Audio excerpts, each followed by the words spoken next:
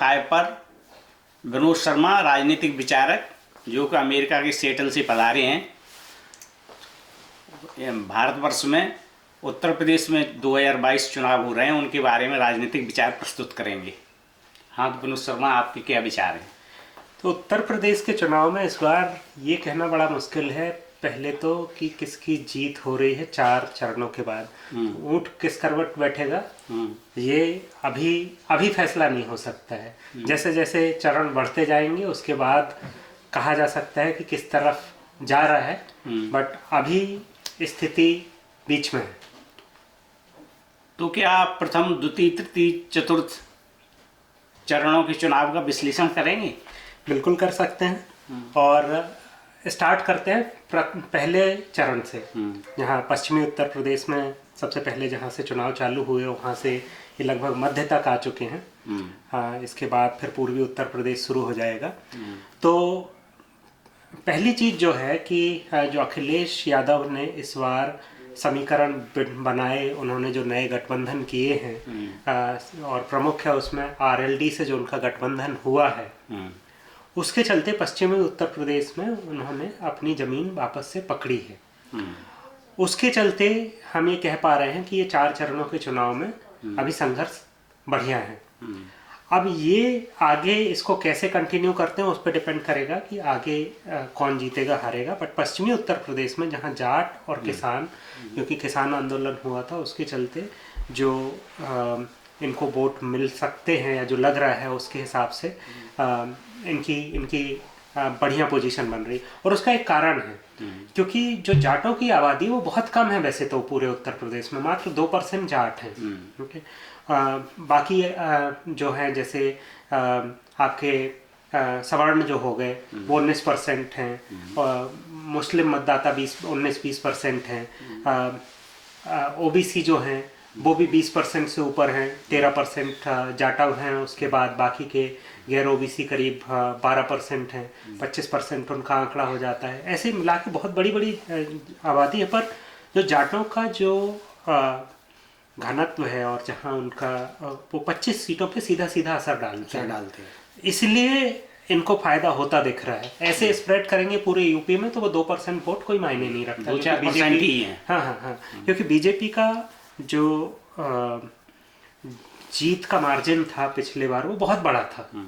वो कम से कम 40% के आसपास था, 40% के आसपास था। और जो सेकंड नंबर पे सपा और कांग्रेस का लोकसभा में तो 50% तक पहुंच गए थे, वो 28% के आसपास था। हाँ, 27-28% के आसपास था। तो बाकी लोग बहुत पीछे थे। पर सीटों के मामले में पश्चिमी उत्तर प्रदेश में मुस्लिम और जाट का जो गठबंधन उनका बन रहा है उसने इनको, भाजपा को इस बार कड़ी टक्कर दी। तो ये तो प्रथम चरण का आपका अनुमान है। आगे द्वितीय चरण में क्या अनुमान है? द्वितीय चरण भी जो था वो भी जाट बेल्ट में हुआ था और वहाँ भी मुस्लिम आबादी थी। तो प्रथम और द्वितीय लगभग वैसे गए हैं। तीसरा चरण हुआ है, तीसरा यादव लैंड कहलाता है। हाँ, तो तीसरे चरण में ये कम हो गया है ये फैक्टर। अब यादव लैंड है, यहाँ पे अकेले यादव जो ओबीसी में 9% के आसपास आते हैं, वो अकेले चुनाव जिता नहीं सकते। और पिछले इलेक्शन में, लोकसभा इलेक्शन में सबने देख लिया है, ये अकेले वो तो जिता नहीं सकते। अच्छा, मुस्लिम्स की आबादी कुछ सीटों में बहुत ज़्यादा है, जैसे आजमगढ़ वगैरह उसका जो एरिया हो जाता है, और यादवों की आबादी कन्नौज के आसपास जहाँ से खुद मुलायम सिंह लड़ते रहे हैं और यादव परिवार इनके पूरा कुनबा लड़ता रहा है, वो सब जगह। अब यहाँ यदि ये कुछ और जातियाँ जोड़ पाते हैं, यहाँ पे आरएलडी के साथ जो गठबंधन था वो खत्म हो गया, पर अब जैसे स्वामी प्रसाद मौर्य ये इनके साथ जुड़े हैं, अगर उनका वोट, जो स्वामी प्रसाद मौर्य एससी कम्युनिटी से आते हैं, नॉन जाटव जो एससी कम्युनिटी के लोग हैं, उनकी भी कुछ परसेंट वहाँ आबादी है। और यदि वो मायावती से छिटक के, चांसेस ज़्यादा ये हैं कि सिर्फ मौर्य को छोड़ दें तो भाजपा की तरफ जा रहे हैं, जो बसपा से छिटक रहे हैं लोग। पर यदि इनकी तरफ आ गए तो फिर अगेन ये यहाँ पे भी टक्कर दे रहे हैं। और चौथा फेज जो है वो आपका पूर्वी उत्तर प्रदेश चालू हो रहा है यहाँ से। अब यहाँ से यदि ये मोमेंटम सपा का खत्म होता है तो फिर बीजेपी जीतने के चांसेस पूरे बन रहे हैं। अब एक चीज़ और गौर करने वाली बात है कि पूर्वी उत्तर प्रदेश में जहाँ पे गोरखपुर और बाकी बहुत सारे एरिया आ जाएंगे। यहाँ पे भी इन्होंने छोटे छोटे कुछ गठबंधन किए हैं। राजभर जो पहले भाजपा के साथ थे उनके साथ गठबंधन है, कुछ और दल हैं छोटे छोटे, वहाँ पे इन्होंने एक अम्ब्रेला बनाने का ट्राई किया है। तो वो कैसा परफॉर्म करता है, वो वोट शिफ्ट होते हैं कि नहीं इनकी तरफ, उस पर डिपेंड करता है। पर 4 चरणों के चुनाव का यदि एनालिसिस की बात करें तो जो इनको पिछली बार सपा के 22% वोट इनको मिले थे, सपा को, कांग्रेस को के वोट अलग कर देते हैं अपन तो, और राष्ट्रीय लोकदल और इनका जो इस बार वोट शेयर बढ़ा है, ओवरऑल वोट शेयर में ऐसा लगता है कि ये बीजेपी की वोट में अभी भी सेंध नहीं मार रहे हैं उतनी। बीजेपी का वोट शेयर सिर्फ जाट जिन्होंने वोट दिया था वो सिर्फ कम हुआ, बीजेपी का बाकी का वोट शेयर कम नहीं हुआ, तो इनका बढ़ भी जाता है तो भी ये बीजेपी का वोट शेयर उतना कम नहीं हो रहा कि ये अभी जीत जाए। अभी ये मान लो 27-28% वोट शेयर पे भी पहुंचते हैं और बीजेपी 36% पे भी रुक रही है, तो बीजेपी बड़े आराम से जीत रही है। चलो, ये तो पूर्वानुमान रहा उत्तर प्रदेश चुनाव 2022 का, लेकिन अब हम व्यक्तिगत प्रश्न पे आते हैं कि आपके नेता कैसे बने।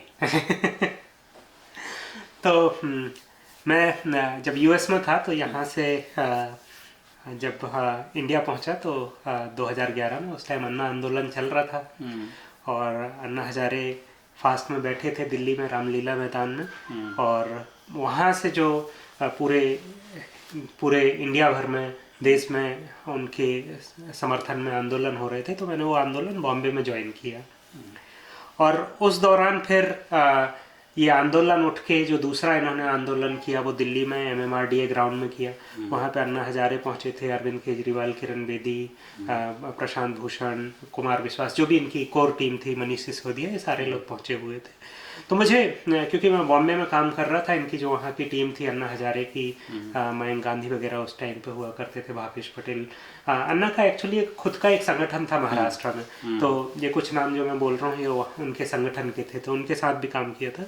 वहाँ से इनके साथ जुड़ना हो गया और उसके बाद फिर उनके साथ जब बॉम्बे में हुआ है आंदोलन, वहाँ से फिर इन लोगों से जुड़ के फिर बाद में इन्होंने पार्टी बना ली। और मेरा मन तो अन्ना के साथ ही कंटिन्यू करने का था, पर अन्ना ने फिर एक तरीके से बैक स्टेज पर चले गए, उन्होंने आंदोलन को कंटिन्यू भी नहीं किया।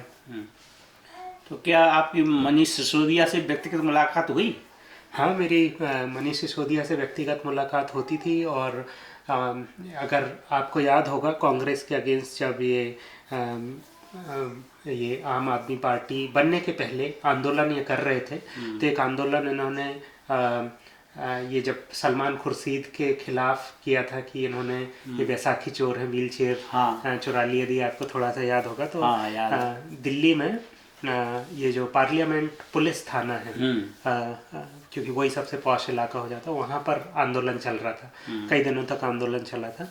तो मैं उस आंदोलन में भी शामिल होने के लिए गया था, और उस आंदोलन में आगे ये सारे जो नाम मैंने लिए सब भी थे, और मैंने वहाँ पर भी एक स्पीच दिया था, एक पोएम लिखी थी जो मैंने केजरीवाल के भाषण के पहले दी थी, वहाँ जनता के बीच में बोली थी। तो सबसे व्यक्तिगत मुलाकात होता, अभी मैं एक्टिवली काम नहीं कर रहा हूँ, पर एक टाइम था मैं उनको ईमेल भी करता था तो रिप्लाई आते थे।